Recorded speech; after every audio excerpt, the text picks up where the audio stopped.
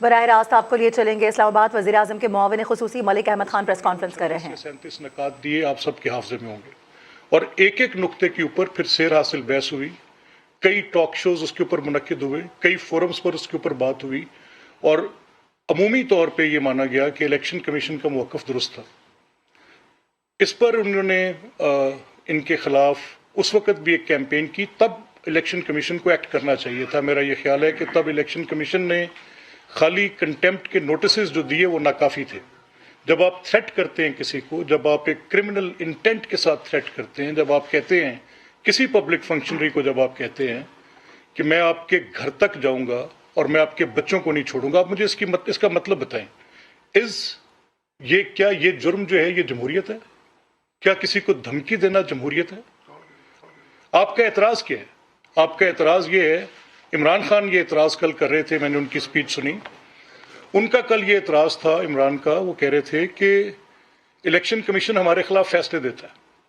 اب election commission کے فیصلے تو دو ان کے خلاف آئے۔ ایک فیصلہ ان کا الیکشن کمیشن کا، میں نے جیسے آپ سے پہلے عرض کیا، ڈسکا کا الیکشن تھا، وہ ایک پوری تاریخ ہے۔ وہ ڈسکا کا الیکشن فیصلہ صرف الیکشن کمیشن کا نہیں ہے، اس ڈسکا کے فیصلے پہ، الیکشن کے فیصلے پہ سپریم کورٹ آف پاکستان نے بھی اس کو واپس بھیجا اور ایک ری پول کرایا۔ میں آپ کو ان تاریخوں کی، اخبارات کی تفصیلات دیتا ہوں جس میں آپ دیکھیں گے کہ انہوں نے سپریم کورٹ کے اوپر بھی یہی ایک انداز اپنایا، ان کو بھی دھمکیاں دی۔ سپریم کورٹ کو کہا کہ باعث ہے، سپریم کورٹ کو کہا کہ یہ لاب سائیڈڈ ہے، سپریم کورٹ کو کہا کہ یہاں پر انصاف کا قتل ہوا ہے۔ یعنی جو فیصلہ میرے حق میں آئے، تحریک انصاف کے اور عمران خان کے، وہ فیصلہ قابل قبول، اور جو فیصلہ ان کے خلاف آئے وہ شخص ملک دشمن بھی ہے، وہ شخص ملک کا غدار بھی ہے، وہ شخص انصاف کا قتل بھی کرتا ہے، بھلے سے وہ سپریم کورٹ ہو، بھلے سے وہ الیکشن کمیشن ہو۔ اب ڈسکا کے الیکشن میں پاکستان کی تاریخ کی بدترین دھاندلی عمران کی گورنمنٹ میں، عمران وزیر اعظم تھے اور ان کے جو عثمان بزدار تھے وہ اس وقت وہاں پہ وزیر اعلیٰ تھے، وزیر اعلیٰ کے ان کے پرنسپل سیکرٹری تھے طاہر خورشید، اور طاہر خورشید اس آپریشن کے انچارج تھے، ایک الیکشن جو ان کے داماد جیتے۔ یہ تحریک انصاف کو پنجاب میں کچھ دامادوں کی بڑی حمایت حاصل ہے۔ ایک داماد وہ تھے جو کہ پرنسپل سیکرٹری کے داماد تھے، اور ایک آج کل اور داماد کا بڑا چرچا ہے۔ میں تو بڑی کینڈیڈ بات کرنے والا آدمی ہوں، جو میرے پاس آیا ہے میں آپ کے سامنے بڑا فرینکلی رکھ دوں گا، اور جو میں آنیسٹلی سمجھتا ہوں وہ درست ہے، وہ میں آپ کے سامنے بات کرتے ہوئے ہچکچاؤں گا نہیں کہ کسی کانسیکوینس کی مجھے اس کی فکر ہوگی۔ ایک بات یہ ہے بڑی واضح کہ تب جو وہ داماد تھے جن کا الیکشن سیالکوٹ میں ایک بائی الیکشن تھا، تب الیکشن کے دوران عمران خان صاحب، اس الیکشن کے دوران اربوں روپے کے وہاں پر فنڈز دیے گئے، اربوں روپے لوگوں سے اکٹھے کر کے وہاں پر تقسیم کیے گئے۔ وہ الیکشن جو وہاں پر جیتا، وہ ٹیلون فیکٹری والے جو آپ کے طاہر خورشید صاحب کے، بزدار صاحب کے سیکرٹری کے جو داماد تھے، انہوں نے وہاں پر پوری گورنمنٹ مشینری کا بے دریغ استعمال کیا۔ ہم ایویڈنسز دیتے رہے۔ ہمارا شکوہ تھا الیکشن کمیشن سے کہ اس الیکشن کے اوپر کوئی قدغن لگائی جائے، اس اخراجات، حکومتی اخراجات کو دیکھا جائے کہ حکومت کس طرح وہاں پر ڈیولپمنٹ سکیمز کرا رہی ہیں، بٹ ہم تو الیکشن کمیشن کے اوپر نہیں چڑھے۔ وی لاسٹ دیٹ الیکشن۔ ایونچولی آپ کی وہ چمک، وہ پورا عثمان بزدار صاحب اور ان کے پرائیویٹ سیکرٹری کے داماد ہونے کی جو وہاں پر ان داماد کو پریولیج حاصل تھی آف بینگ اے سن ان لا، تو اس کے وہ جو فوائد ان کو حاصل ہوئے، تو ہمارا اعتراض تھا۔ ہم یہ بات بار بار الیکشن کمیشن کے پاس لے کر جاتے تھے، لیکن الیکشن کمیشن کے خلاف ہم نے کسی قسم کی کیمپین انیشیٹ نہیں کی۔ ہم نے ان کی اس آئینی حیثیت کو، ان کی اس عدالتی حیثیت کو، اپنی بھیجی گئی درخواستوں پر جاری کیے گئے نوٹسز اور ان پر کیے گئے فیصلوں پر سر تسلیم خم کیا۔ یہ ایک جمہوری روایت ہے۔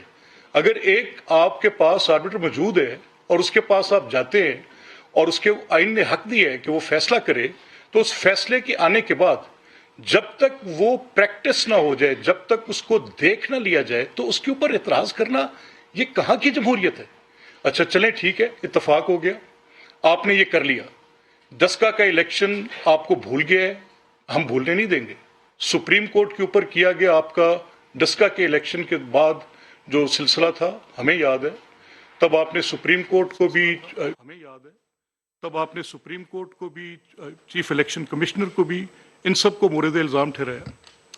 मैं उस रिटोरिक में नहीं हूं। मैं आपसे ये बात आज नहीं कर रहा कि मेरे साथ क्या हुआ 2018 से ऑनवर्ड्स, कितनी जेलें काटी, कितनी इब्तला हुई, किन किन पॉलिटिकल पर्सन्स को, मैं उस बहस में से कि मेरे साथ की गई ज्यादती थी, तो मैं ये तासुर नहीं उभारना चाहता और ये तासुर देना भी नहीं चाहता, और ऐसा है भी नहीं कि इन्होंने ये किया था तो हम इस बात के ऊपर ये देखें इन्होंने ये किया, इन्होंने ये किया। I am just trying to go beyond that. मैं सिर्फ आपसे 3 बातें करना चाह रहा हूं।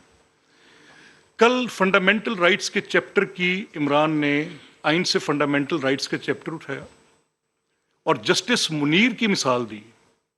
जस्टिस मुनीर तो नजरिया ज़रूरत एक आइनी बात की तशरीह करते हुए था कि कभी नीड बेस भी ऐसी काम की जा सकती है, तो उसने तो कोई आइन की तशरीह दी। साकिब निसार साहब ने क्या किया? यही इलेक्शन कमीशन था, उस वक्त इसके कौन सरबराह थे? शहबाज शरीफ साहब की हुकूमत पंजाब में कायम थी। आखिरी 6 माह में, यानी उनको दिसंबर में रोक दिया गया कि किसी किस्म के कोई फंड्स कंसोलिडेट वो नहीं कर सकते, और ये हुक्म केपी के लिए तो नहीं था। इतना बायस इलेक्शन कमीशन आपके पास था। हमने कौन सा हमला किया सुप्रीम इलेक्शन कमीशन के पास? मेरे सारे तरक्याती काम रुक गए थे, मेरा हल्का खंडर बना हुआ था, 8 लाख लोग एक अजियत में मुब्तला थे, सड़कें खुदी हुई थी, काम रुक गया था, हम चीखते चलाते गए, दरखास्तें दी, हम सुप्रीम कोर्ट में चले गए।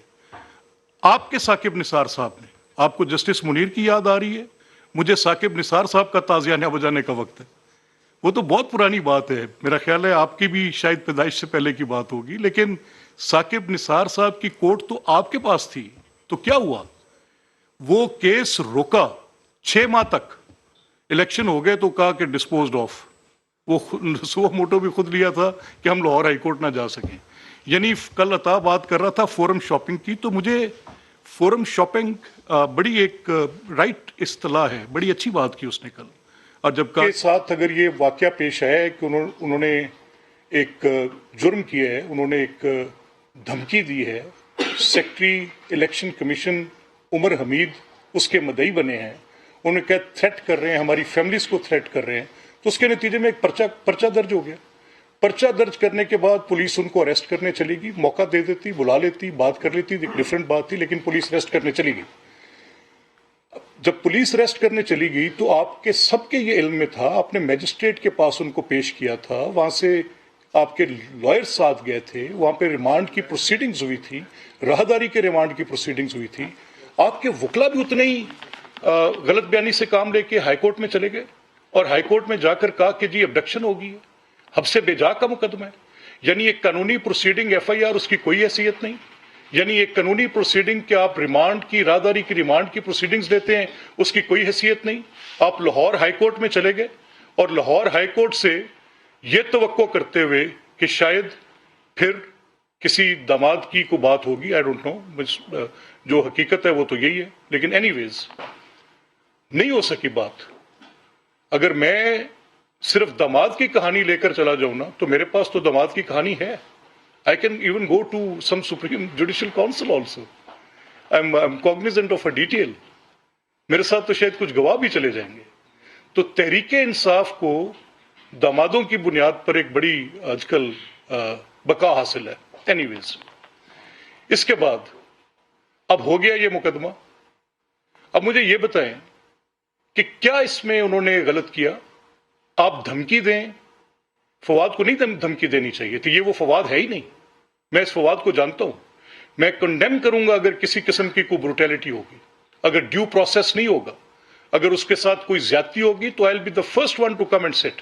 कल उसके साथ कोई ज्यादती होगी तो I will be the first one to come and sit. कल उसके मुंह पे कपड़ा डाल के नहीं लाना चाहिए था, उसको ओपनली कोर्ट में पेश करते। अब मुझे बताएं क्या हक था फरूख हबीब का? ये फरूख हबीब पुलिस को ऑब्स्ट्रक्ट करें, इनके खिलाफ एफआईआर बनती है ऑब्स्ट्रक्ट करने की। इस तरह की बदमाशी करके एक स्टेट की मशीनरी को ऑब्स्ट्रक्ट करना, एक registered FIR, there is a complainant, एक ड्यू प्रोसेस है। कैसे फरूख हबीब ये बात कर सकते? जाएं और वो जाके टोल प्लाजे पे खड़े हों और खड़े होकर जाके उसको रोकें और पुलिस की गाड़ी के ऊपर जाके मुक्के बरसाएं और उनको बैंक करें। यानी आप जुर्म भी करें और आपको पूछे भी कोई ना, आप लोगों को कत्ल करने की धमकियां दें, उनके घरों में घुस के उनको मारने की धमकियां दें। बायस आपका ये हो कि आपके खिलाफ फैसले क्यों आते और फैसले कैसे आते। चले करंट इशू ऑन हैंड्स ले लें, मोहसिन नकवी की अपॉइंटमेंट ले लें। मोहसिन एक मीडिया पर्सन है, उसकी एक क्रेडिबल पोजीशन है, उसकी कोई नॉन पॉलिटिकल, अगर उसकी तस्वीर आसिफ जरदारी साहब के साथ है तो वही उसकी तस्वीर परवेज इलाही साहब के साथ भी है, वही उसकी तस्वीर आपके बीसीओ पार्टी के अरकान के साथ है। वो एक media person, is a known person. क्या तस्वीर की बुनियाद पर आप ये तयन कर सकते हैं कि वो बायस है? उनको एक इलेक्शन कमीशन ने, जो कि उनका मुकम्मल इख्तियार है, अब आपने खुद गलती क्या की, आपके लॉयर्स के साथ मेरी बात हुई, मेरी फवाद से बात हुई। फवाद ने मुझे कैंडिडली कहा, जब उन्होंने मुझे फोन किया, मैंने उनसे ये बात की कि आपने जो नाम दिए हैं, आपने एक नाम एक्टिव सर्विस इन पाकिस्तान में बैठे शख्स का नाम दे दिया है। दूसरा मैंने कहा आपने जिनका नाम दिया है वो भी समहाउ रिफ्यूज कर गए। आपने ये जो दो नाम दिए हैं ये तो कंसिडर नहीं हो सकते। जब ये कंसिडर नहीं होंगे तो इनकी अपॉइंटमेंट कैसे हो सकती है? कैसे chief election commissioner? There was nobody else. हमारा से भी ये गलती हो गई थी। हमने आहद का नाम दिया जो कि भी कूलिंग ऑफ पीरियड पूरा नहीं हुआ था, 2 साल उनको रिटायर हुए नहीं हुए थे। वो उनकी एक नॉन पोजीशन थी, वो हमारी कैबिनेट के अंदर एडवाइजर है। वो नाम जो हमने दिया तो उस पर हमारे ऊपर भी ये एतराज आया कि आपने भी पूरा होमवर्क करके नहीं दिया। अब इनके जो वो नाम थे उसमें अहमद नवाज सुखेरा साहब बड़े क्रेडिबल आदमी है, बड़े अच्छे आदमी है, कोई शक नहीं है, मेरी उनसे जाती न्याजमंदी है, बड़े खानदानी आदमी है, लेकिन he is an active service of Pakistan. और अगर एक्टिव सर्विस ऑफ पाकिस्तान में अगर वो बैठे हैं, उनकी इमरान खान साहब से भी बड़ी अच्छी ताल्लुकदारी है, कुछ ढकी छुपी बात। हमारी गवर्नमेंट आई, we were in the last leg, वो कैबिनेट सेक्रेटरी थे, तो इन रिस्पेक्ट ऑफ दैट हमने कहा ठीक है काम करें, लेकिन उनकी appointment as caretaker chief minister, तो ये जब मैंने इनसे पूछा फवाद से, मैंने कहा फवाद ये आपने कैसे आपने ख्याल किया कि इनके ऊपर कोई एलिजिबिलिटी का क्राइटेरिया नहीं लगेगा? तो उन्होंने कहा नहीं देखिए बात ये है, 2 आर्टिकल्स हैं, एक आर्टिकल 224 है और एक आर्टिकल 224A है। तो 224 आर्टिकल जो है वो तो कंसल्टेशन प्रोवाइड करता है between leader of the house and leader of the opposition, और गवर्नर साहब के रोल का तयन करता है। लेकिन अगर वहां पर यह मामला तय ना पा सके, जैसे केपी में हो गया, वो 224 के अंदर ही हो गया, तो फिर मामला 224A में जाता है। और लफ्ज क्योंकि सिर्फ कंसल्टेशन है, इसलिए किसी और चीज की जरूरत नहीं है, इसका एक सिंगल क्राइटेरिया वो कंसल्टेशन है। तो मैं अपना सर पकड़ के बैठ गया। मैंने कहा किधर गए इनके ये बड़े बड़े अली जफर और ये इनके हामिद खान और इनके ये बाकी वकला, और वो जो 22 थे यूसुफ रजा गिलानी को सजा कराने वाले बाबर अवान साहब, वो सारे कहाँ गए? वो उनको ये ना बता सके कि कंसल्टेशन जो है वो तो सिर्फ प्रोसीजर है। एलिजिबिलिटी तो क्या मैं किसी इंसेन आदमी को उठा के बिठा सकता हूं? मैं क्या किसी ऐसे आदमी को ला के बिठा सकता हूं जो डिफॉल्टर हो? तो वो कहां से आएंगी बातें? वो भी 62 के अंदर से एलिजिबिलिटी का क्राइटेरिया आएगा। मैं आपको ज्यादा कानूनी बहस में नहीं उलझाना चाहता, लेकिन समहाउ एक तस्सुब की ऐनक के साथ आपने ये तमाशा बर्पा कर दिया। आपने इस मुल्क को इसको आपने, किसको नहीं पता, किसके हाफजे में नहीं है, आप किसकी क्रिएशन है? आपकी क्रिएशन 30 मेंबर की पार्टी थी टोटल आपकी। फिर दुनिया जहान से बंदे पकड़कर इसी एस्टेब्लिशमेंट ने आपको मुसल्लत कर दिया। होगी, आके बैठ गए आप, तब हम चीखते रहे। मैं बारहा, क्योंकि मैंने आपसे कहा फवाद से एक मेरी ताल्लुकदारी है, मैं आज बड़े बोझल दिल के साथ बैठा हूं आके to sit and talk against him. मेरा जिसके साथ एक 30 साल का ताल्लुक है, हमारी पॉलिटिकल डिवाइड जो भी थी, लेकिन मुझे फवाद से ये तवक्को कि वो चीफ इलेक्शन कमिश्नर पर इस तरह का बयान देंगे, इलेक्शन कमीशन के लोगों को धमकी ये लोग देंगे, तो फिर ये जमहूरियत वाला बिस्तरा बंद कर दें। ये तो बदमाशी का बिस्तरा है। ये तो एक और तरह की जमहूरियत है। यानी आप जुर्म भी करें वो जमहूरियत गर्दाने, आप थ्रेट करते रह जाए लोगों को। और मसला क्या था? कल वो ये अब बैठ गए आके, अजी ठीक है, अब गाली निकालें, आप निकालें कि ये न्यूट्रल्स हो गए। जिसकी पोस्चरिंग इतनी विजिबल हो, जिसकी पब्लिक पोस्चरिंग इतनी रिफ्लेक्टिव हो, जिसकी पब्लिक पोस्चरिंग में ये बात बड़ी दो टोक हो, न्यूट्रल होने का ताना क्या था? न्यूट्रल होने का ताना यह था कि जैसे मेरी हुकूमत बनवाई, जैसे कायम रखी, उसी तरह से मजीद चलवाएं। यानी देखें यार, ये कोई इंतहा है? Where are we? पब्लिकली एक आदमी कह रहा है कि आप न्यूट्रल क्यों हो गए? उनका कह रहा है आप जानवर अगर आप न्यूट्रल है। अगर वो अपने आईनी किरदार के अंदर अपने आप को श्रिंक कर रहे हैं तो क्या ये जुर्म कर रहे हैं? अगर वो सुप्रीम कोर्ट साकिब निसार की हो तो काबिल कबूल है। अगर वो बेंच तुम्हारे फेवरेबल हो जो तुम्हें फैसले दे, आप मुझे बताएं, जब असेंबली की बहाली का केस आया, इस हुकूमत से जो सबसे बड़ी गलती हुई है, इनके ऊपर आर्टिकल 6 ना लगाकर, इनके कासिम सूरी पर आर्टिकल 6 लगता था, इनके इमरान खान पर आर्टिकल 6 लगता था।